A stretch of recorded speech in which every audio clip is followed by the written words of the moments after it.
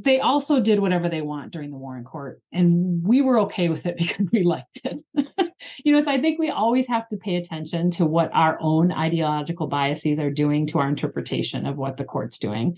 I don't think the court is doing things that are completely different than it used to do. Although, as you said, it might be doing it with a different tenor. I also think that they're far less interested in upholding precedent than they used to be, although they do when they want to, right? Mm-hmm. So the Voting Rights Act case relies on precedent in its interpretation of Section 2, but then the affirmative action case doesn't, and Dobbs didn't. So the overturning of really old established precedents is maybe new, but even again, in both of those cases, abortion and affirmative action, it's not like they just all of a sudden did it, right? These were projects that were many decades in the making. And the Warren Court overturned a bunch of precedent too. I'm just saying.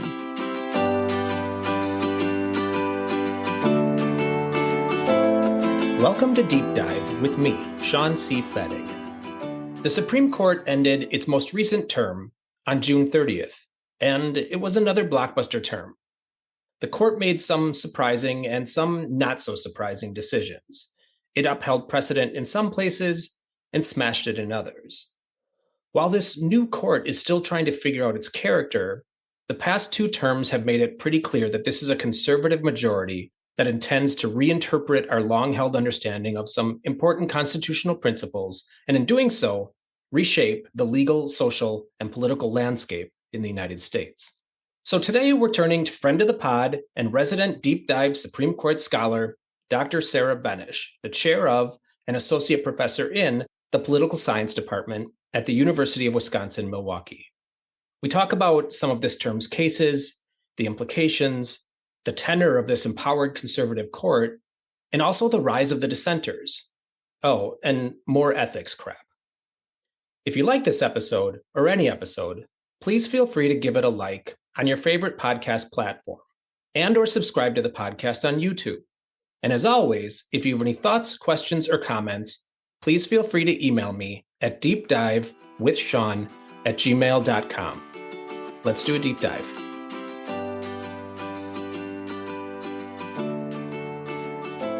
Dr. Benesh, welcome back. How are you? I'm hanging in there, Sean. How are you? Yeah, same. I always feel underprepared when I talk to you, though. So we'll see how I do today.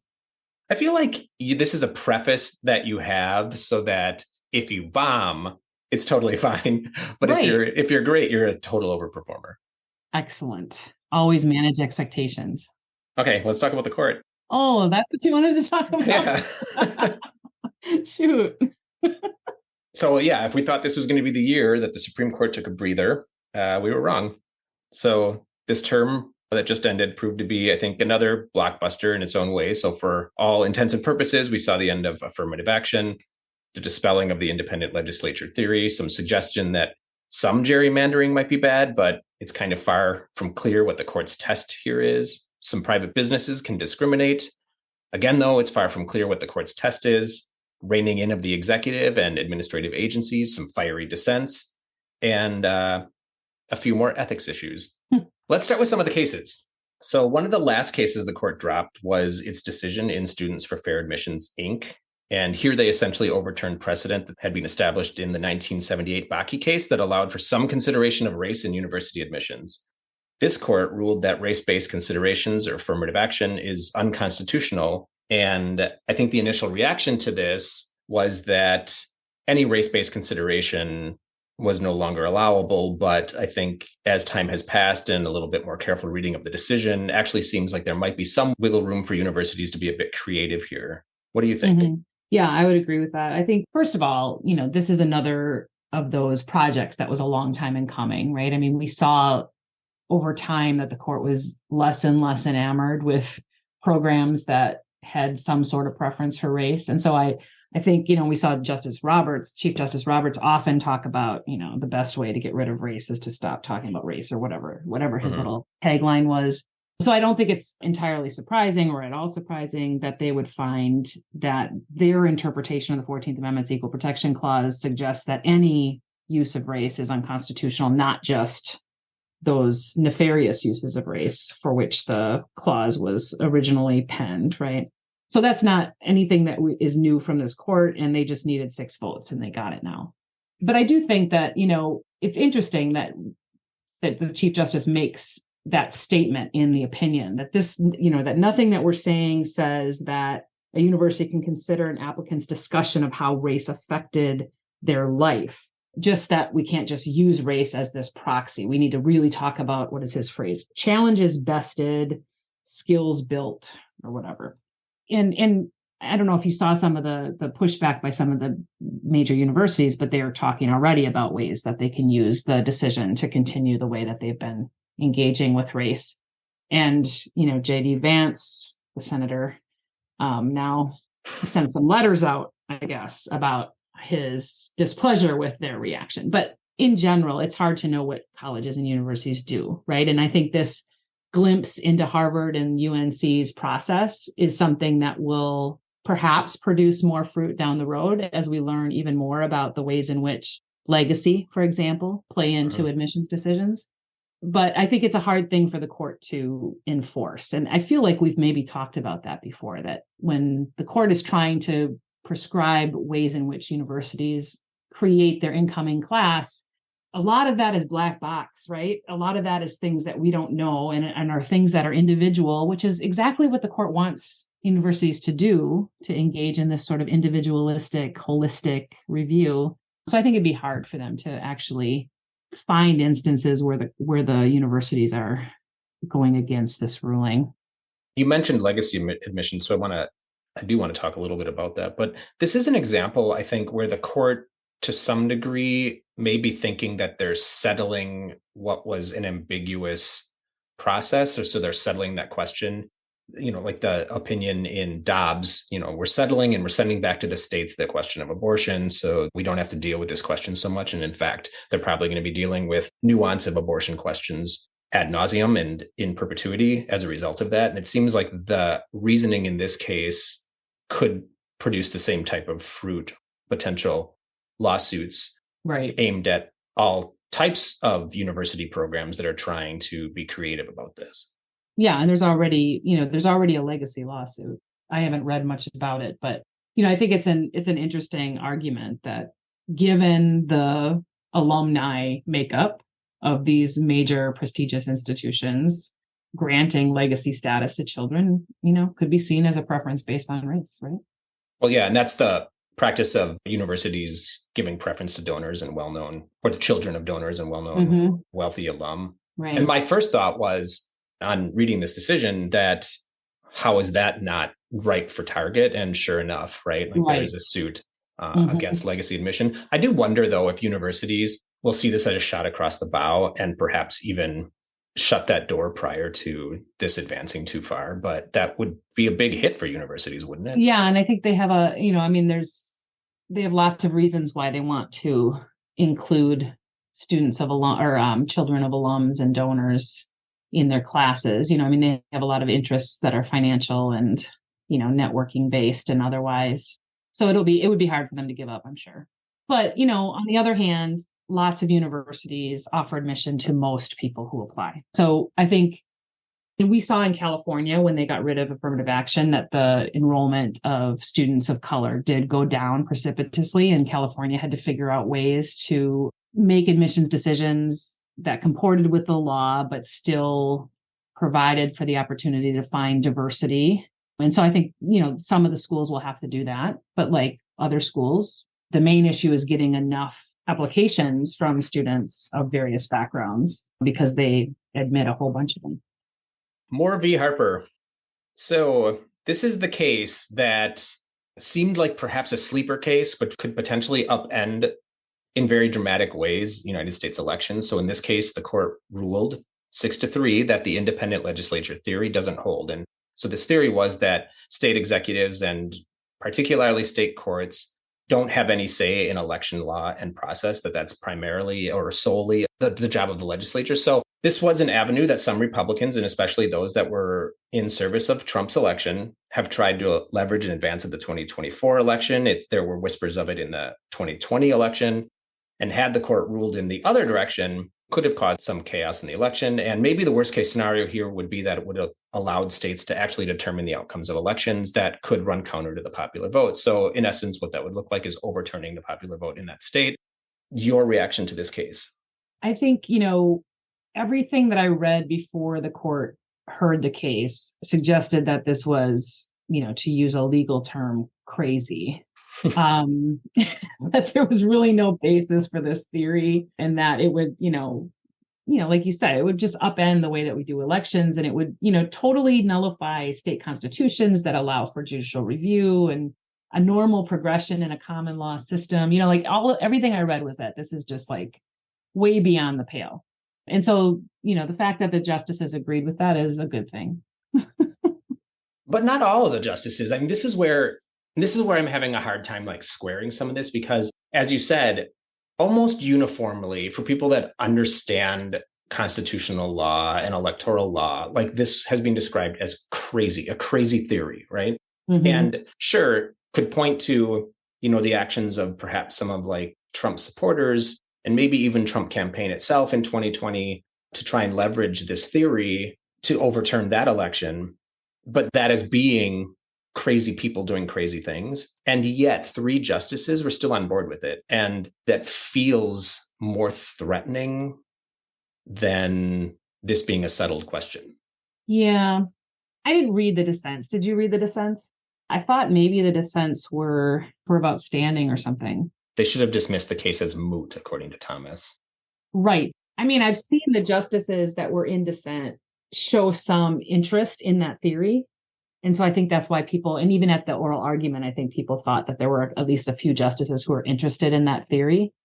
There are a lot of theories that right-wing, law professors, donors, conservative activists have put forward that we thought seemed really crazy and then eventually got adopted by the Supreme Court. So I don't think it's necessarily, and don't ask me for an example of that, I don't think it's necessarily the case that we just rest easy because the Supreme Court rejected this independent. I think it's possible that conservative activists will continue to write about this and espouse this idea and try to influence the justices to start considering it as a reasonable thing to do. Mm-hmm. I mean, I guess the easy example of that is the Federalist Society and originalism, right? I mean, that was something that people didn't necessarily think anything much of until these forces kept pushing it. Eventually we had 1 justice and then 2 justices. And then, now potentially a majority of justices who think that originalism is the way to interpret the Constitution. So, I mean, I don't think it's necessarily gone forever, right? But I think it's a positive step that the Chief Justice and those who agreed with him didn't find it convincing. Mm-hmm. So there's something about the framing of this case that leaves me a little uneasy. And it's not even the fault of the court. It's more, I suppose, the media and pundits. So this case has been framed as a win for Democrats. And I guess that's primarily because this case was brought by agents of the Republican Party. But in essence, what that means is the framing is suggesting that the court is in the business of giving wins to Democrats or Republicans and not impartially interpreting the Constitution. And I think that feeds into a narrative that we're hearing about the court, right? That this is not just a conservative court, but it's a Republican court. In some cases, you're hearing this is a MAGA court, right? Mm-hmm. But there's 2 issues that I have here. One is, if we were seeing this through the lens of wins and losses for parties in the United States, then this seems like the bare minimum. Like we said, this theory seemed crazy. So this being a win for Democrats, that's a sad statement on. So that's one. But the other is, it seems to me that we are increasingly becoming comfortable as a society in seeing the court through this lens as being either pro-Republican or pro-Democrat. And I wonder what that does for its legitimacy, which is tanking. Sure. Yeah. I mean, I think that we've long thought that was the case in the media, that the media had covered, and it's, it's not the media's fault that they want to sell newspapers or get links or, use their ads or whatever it is, however they make money. But they always focus on contentious things, and they like sensationalist things, and they like arguments that are going to make people furious, so they're always going to do that with Supreme Court decisions. And I think there's a lot of social science research that shows that they do that, especially the more ideological news outlets, but all of them do, to make paper sell a little bit more quickly. But I do think that there's a change in the way that we view the Supreme Court. And I think the reason is not necessarily the media, although maybe that helps, but it's also the justices' decisions, right? And their choices off the bench and the language they're using in their opinions. I think there's a lot of reasons why this court is becoming more politicized. The media is just one of those reasons. Well, I want to circle back to that because this is one of the things that I wanted to talk about was not just the language that they're using, but the way that they're choosing to engage on some of these cases. But before we get there, let's talk about one more case. So 303 Creative. And this is the case where the court ruled that some artistic private businesses, so people that own a private business that are engaged in producing some type of their own personal art via the business, they do have a First Amendment right to choose to not speak or to not be forced to speak. So they can, in essence, then discriminate despite the fact that they're engaging in the public marketplace, which has, established expectations and rules and also tax incentives. And I think when we talked about this earlier in the year, I had said, and I've said, repeatedly that when it comes to private businesses being able to deny services to like queer folks, I personally don't want to force anyone to do something they don't really want to, but I guess I do take issue with businesses that are engaging in the public marketplace and leveraging our tax system, trading in public spaces, and then also denying entry to entire groups of the public.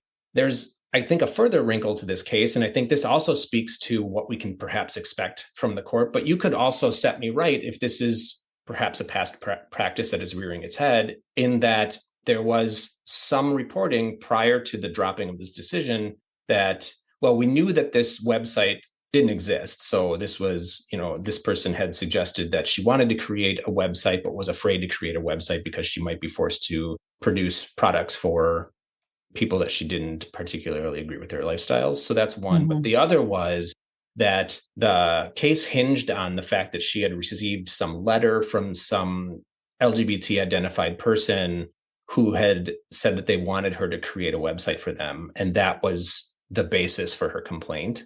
But that this person did not actually exist or did exist, but had never sent a letter and was actually straight. Yeah. Granted, I think this reporting came out a day or two before the court dropped its decision, but it does throw a wrinkle into it as to, we just talked about, the dissent in Moore v. Harper being that the case was moot. Is the case not moot here? Well, I mean, it's weird because it's a prospective First Amendment case. And the court has heard those in the past. So the court has, entertained arguments that certain state laws are going to infringe on free speech before they actually happen. So I don't think it's necessarily a problem for the case, but I do think it is yet another example of what I always like to tell you, which is that the court does whatever the heck it wants. So the court could have chosen not to hear the case due to that stance, just as the court decided some of the cases this year that people were concerned about on standing grounds, right? So the court can punt when it wants to, I guess. But then when it doesn't want to, it'll find a way to hear the case, I think, is the bottom line. I mean, I think it's really, the whole situation is really concerning, right? I mean, who made this request on behalf of this guy who's a real person and it used his real address to create this website? Well, was it a liberal activist? Was it the website designer herself to make it sound like she had a case? Was it Alito? Was it Alito again? Did Alito do this? So yeah, I think that's intriguing, but I don't necessarily think it matters to the case. I mean, the case itself is, like you said, you struggle a little bit with this difficulty in applying public accommodation statutes. I think it's a hard case too, but I think that, Sotomayor has the better argument in the dissent, that we have public accommodation statutes so that people have equal access and they have equal dignity. It's not just about, well, they can find another website designer. It's that you shouldn't be told that you don't get to use the services that everyone else gets to use on the basis of some protected characteristic. So, I think when you view it the way she views it, and I think a lot of what turns on this is whether or not what this woman is doing is free speech. So the court talks about, oh, if we allow this, then they could force artists to do art and speechwriters to write speeches. And I'm like, could they though? I think that's really different than a person who creates a product for anyone in the public who wants to purchase it, right? I mean, I guess a lot of the discussion between the dissent and the majority opinion, really focuses on what is she doing, and is, so what Sotomayor says is that there's no constitutional right to discriminate. There's no constitutionally protected expression of discrimination. Like, that is not a thing. And, the court is sort of suggesting that it kind of is, right? That writing a website for a wedding is her personal speech, which I think is kind of crazy. Mm-hmm. I mean, if I'm a web designer, I don't care what I'm designing. Like, I'm doing whatever anybody wants me to do. I don't even write most of the material, although I think she argued that she would be writing a recap or something. I mean, I do wonder, let's say I had a business like this and somebody came to me and said, I want to create a recruitment website for right-wing extremists. Right. Would I want to be forced to do it? But I mean, I think what Sotomayor says is that you can be really specific about what you will do and what you won't do, as long as you're evenly consistent, or as long as you're consistent across all people. Mm-hmm. But there are ways that you can, like, you could say that I will not do a website that promotes hate. And as long as that's for everybody, that doesn't matter. But what she's trying to say is that she will only not do a wedding website for specific couples because of her view of their marriage. And that's different than a sort of an overall.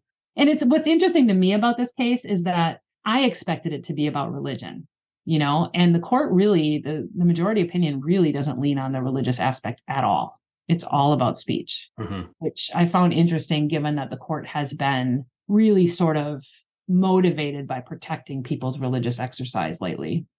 This is also another case that I think it opens a door to, I think, more ambiguity. And, while I think they've tried to be clear about, private businesses engaging in some personal artistic expression, I don't know that lands or reads with the public. To me, this feels like businesses on the face of it are going to really struggle with, do they have a legal right now to deny service of any kind to certain people? And the other side of that is, so people like me, as a gay person, I will fully admit, this last week, we had to call a plumber, and I told them, this is a gay household. Is that going? I did. I said, is that going to be a problem for you? Because if it is, I don't even want to go through that. I'll find another plumber. Oh, that makes me so sad. Like, that's just not the way this should be going, right? I mean, yeah, a plumber is not engaging in any expressive activity. And could they argue? Could they argue that? I don't know. I mean, she claims that she would take, a gay couple on as a client to create a website, just not a marriage one. Why does she get to do that?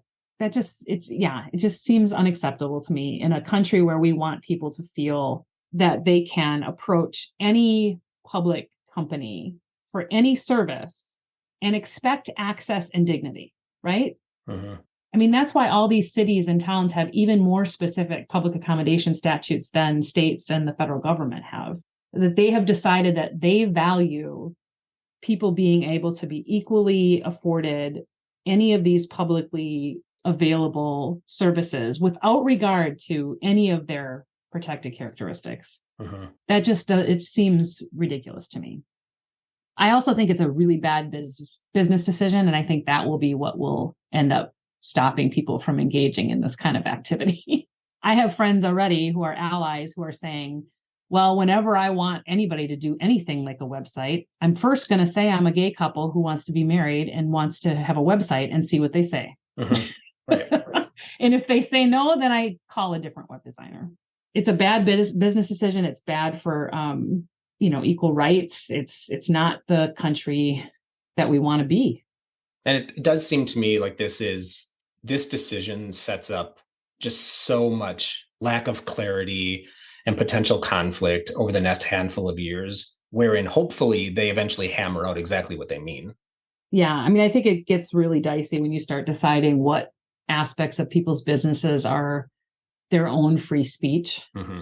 And I mean, there were, in terms of the religious argument, there were tons of religious arguments about not serving Blacks too, Mm-hmm. I mean, that was all based on, and interracial marriage, all those things are based on what people perceive to be their religious freedom opportunities or whatever. And the court has categorically shut that down and said, no, that's not acceptable. But they're allowing it here, which I think is I mean, there's a difference between race and sexual orientation in terms of the law, right? The way the court has interpreted the Equal Protection Clause for those groups. But I think Sotomayor's dissent gave a lot of really good examples of things. So this is like, at least to my mind, or at least as I can remember, this is the second case in the past year where the dissent has mentioned, like, if we open this door, there's a cascading effect here. And how does this not apply then to, discrimination against interracial couples or Black folks? What I found really fascinating about that is I almost feel like the weight of that argument just doesn't seem to land the same way I think it might have 20 years ago. Well, because I think there's a lot of people that would be like, cool. Yeah, I think that's kind of where I'm going, is I think there are some people that are kind of like, okay. Yeah. Scary times. I know. So let's talk about the newest justice, Ketanji Brown Jackson. Have you read any of her dissents? I read the dissent in the affirmative action case.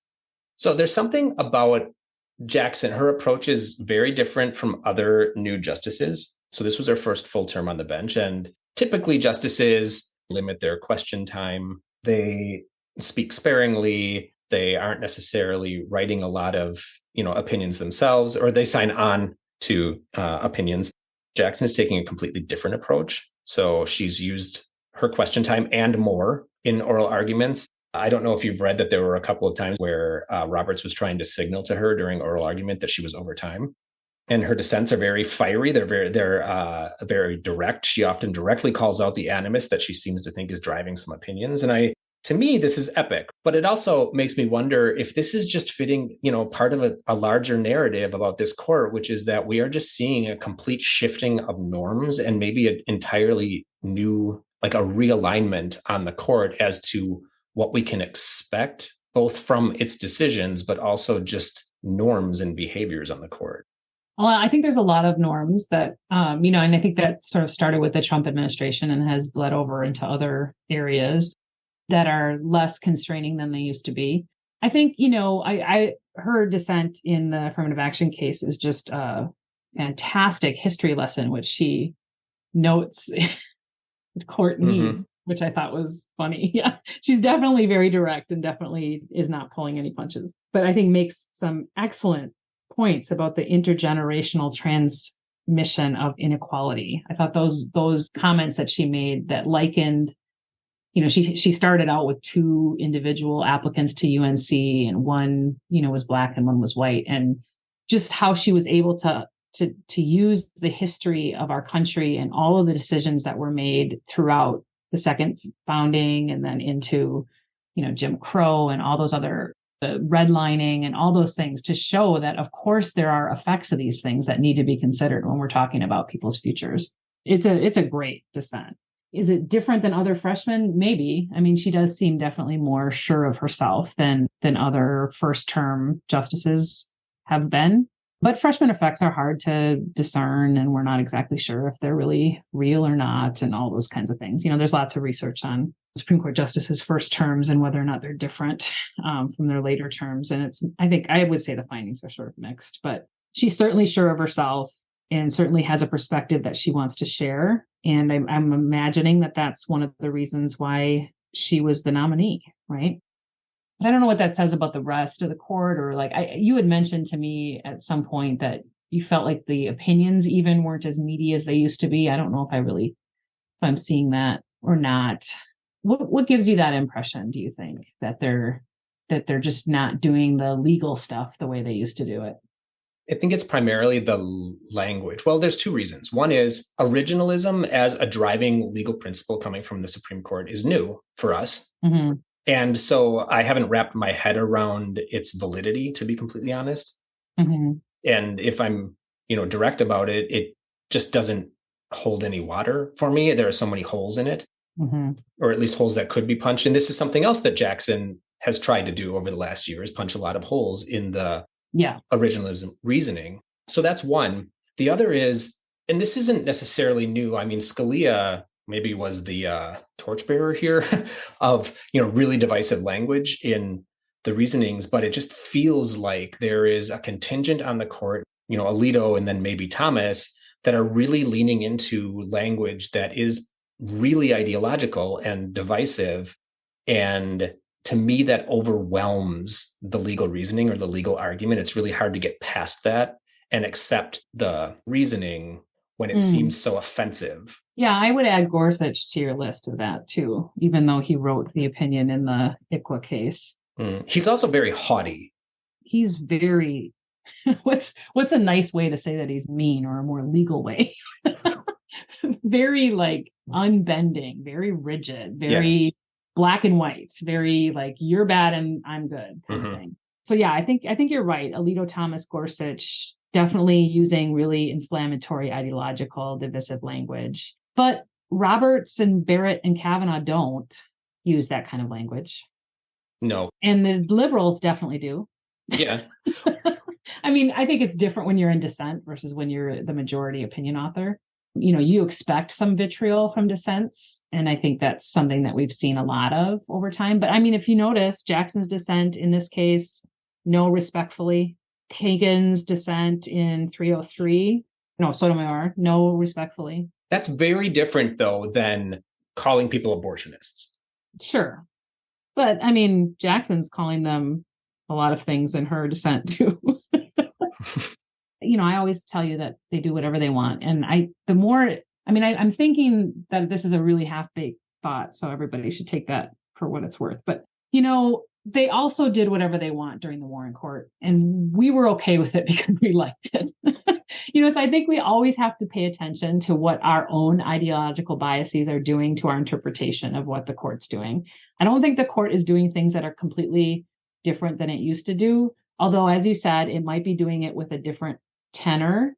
I also think that they're far less interested in upholding precedent than they used to be, although they do when they want to, right? Mm-hmm. So the Voting Rights Act case relies on precedent in its interpretation of Section 2, but then the affirmative action case doesn't, you know, and Dobbs didn't. So the overturning of really old established precedents is maybe new, but even again, in both of those cases, abortion and affirmative action, it's not like they just all of a sudden did it, right? These were projects that were many decades in the making.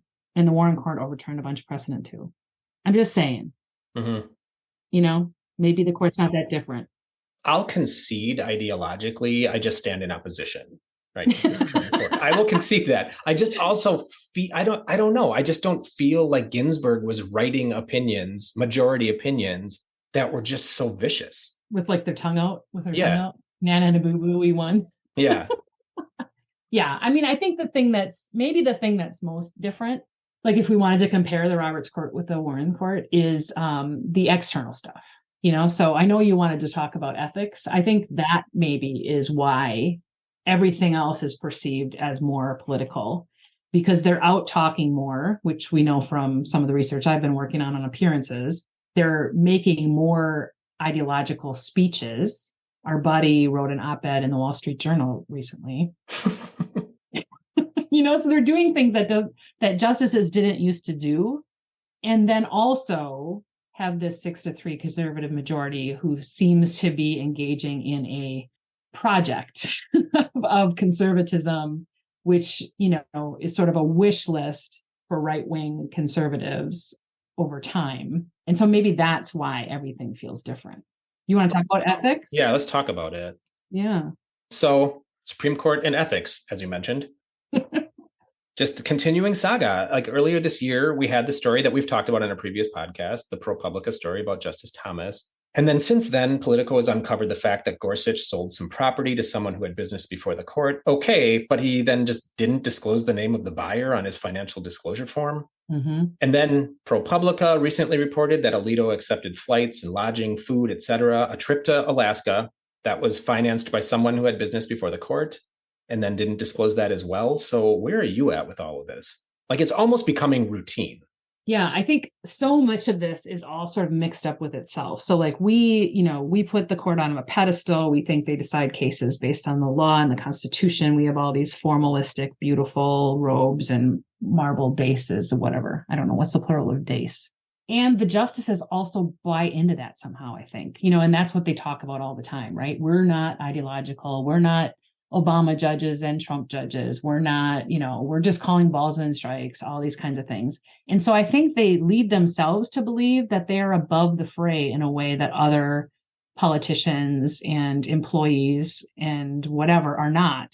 And so they think they can take a trip and not be influenced by it if the person who financed the trip is somehow related to a case that comes before them, because they think that they are better than everyone else. And I feel like this all feeds into itself, so like, of course, we should have ethics rules that apply to the Supreme Court. My husband is a facilities manager for the company does like, they administer healthcare benefits for dentists. Okay, so that, random, right? Mm-hmm.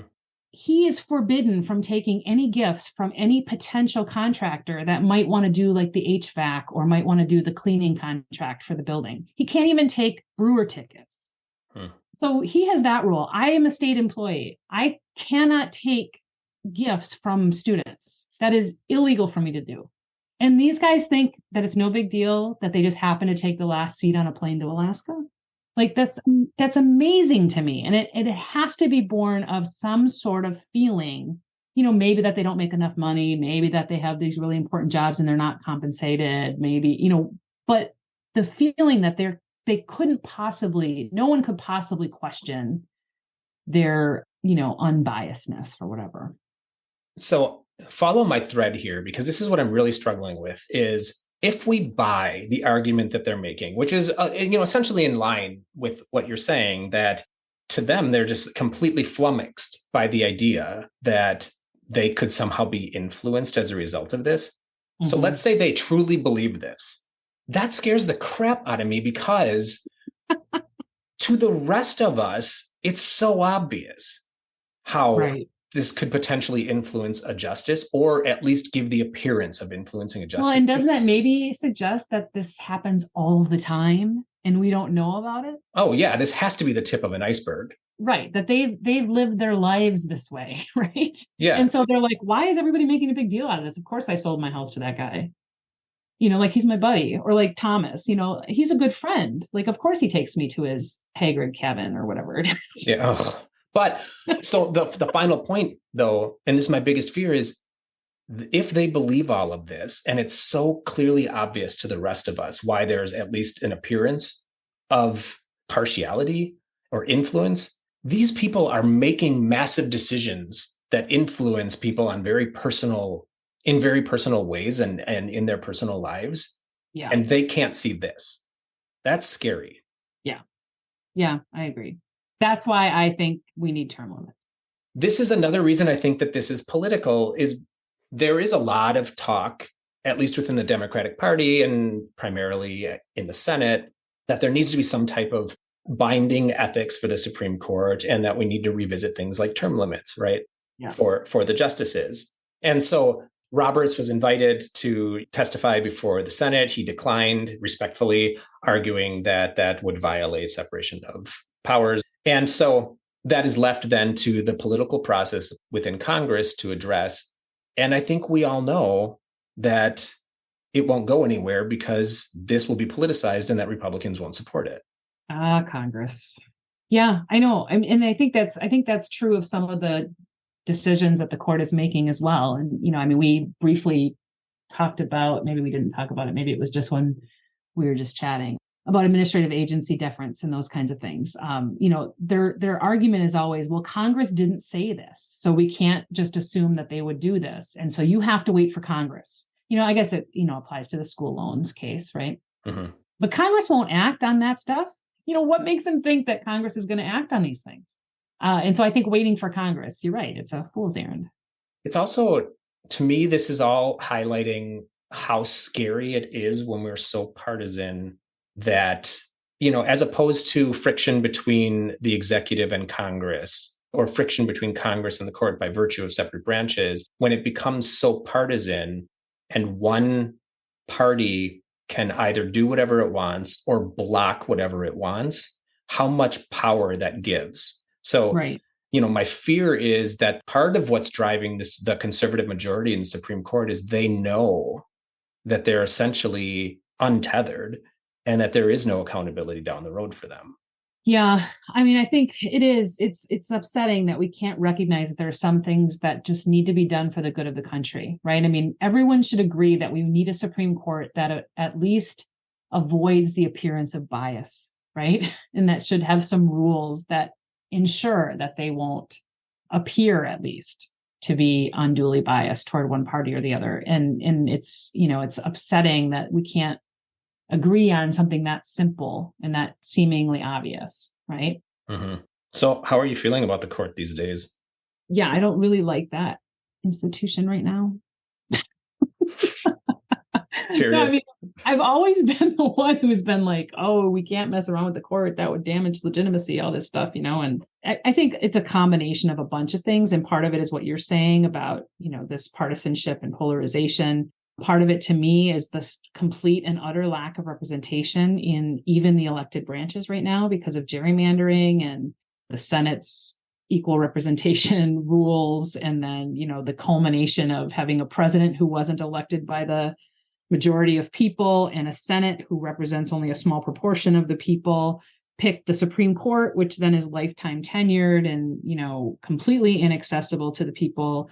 Like there's just something really wrong with that whole system. The problem is I just don't know when anything will be done. I mean, Congress holds hearings, Biden creates a commission, nothing seems to happen. And so, yeah, that can be very frustrating. I think people need to vote. What's something interesting you've been reading, watching, listening to, or doing lately? Well, I told you I've been working too much, but I do love to read novels. And as you know, I'm looking for a way to monetize that love, but I have not succeeded yet. But I just binged the ACOTAR series, the A Court of Thorns and Roses by Sarah Maas. And it was so much fun. I have no idea what it is. It's novels, fantasy novel. I would never have guessed that I like fantasy novels. Yeah, I do. And I didn't guess it either until I read Harry Potter. Funny enough, many years ago, 20-some years ago, whenever it was coming out. And then I loved it. And I was like, oh my God, I love fantasy. So then I do dabble in fantasy. And so this series has gotten a lot of attention on like the book talk and stuff, the kids are talking about it. And so I decided to read it and it was just absolutely fun. And what's one of the fun things about the books, I think, I mean, they're not concerned with LGBTQ issues, but they have characters that are just, they just happen to be gay and it's just worked into the story. And they're these really powerful fairies.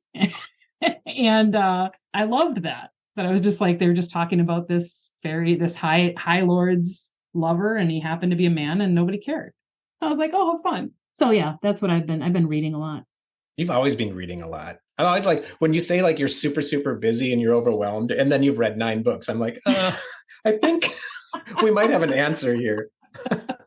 I mean, yeah, I probably do spend time doing that I should be spending doing other things. But I mostly read at night when I go to bed. So instead of watching TV, I usually read. Although I've watched a couple of really good TV shows too. Ooh, like what? So I'm in love with Ted Lasso. Tell me you've watched the first season. You didn't love it? I did. Oh, okay, good. Yeah, I just finished that. That was perfect.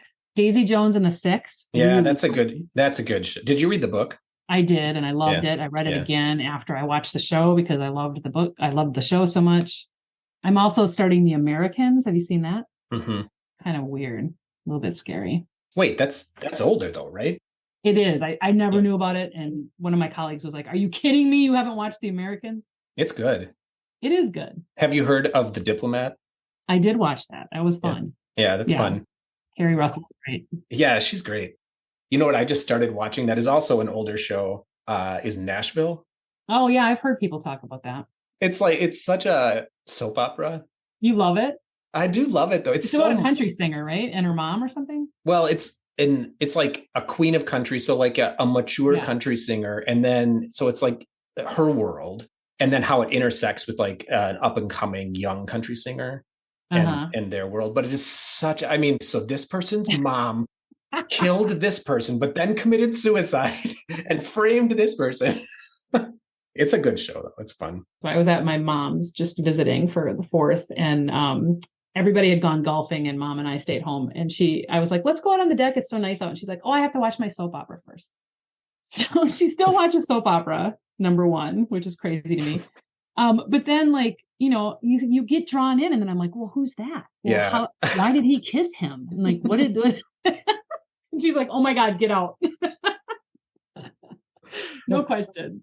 Yeah, there's something addictive about it. I know it's crazy, but it's fun. Dr. Benesh, as always, thanks for being here. Anytime, Sean. Go with God.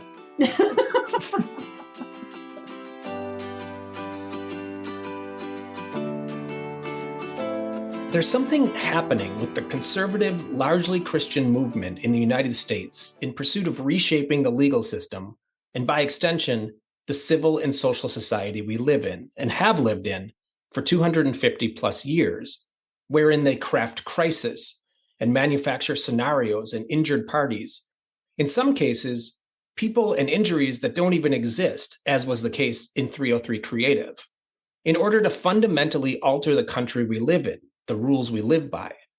It's one thing to exploit actual injury to this end, but to manufacture entire scenarios and people out of whole cloth that don't even exist to make substantial, bewildering, and oppressive changes to our society is dangerous and frightening. Following the Supreme Court's decision in 303 Creative, I started thinking seriously about the options available to my husband and I to leave the United States if the environment for queer folks continues to worsen here.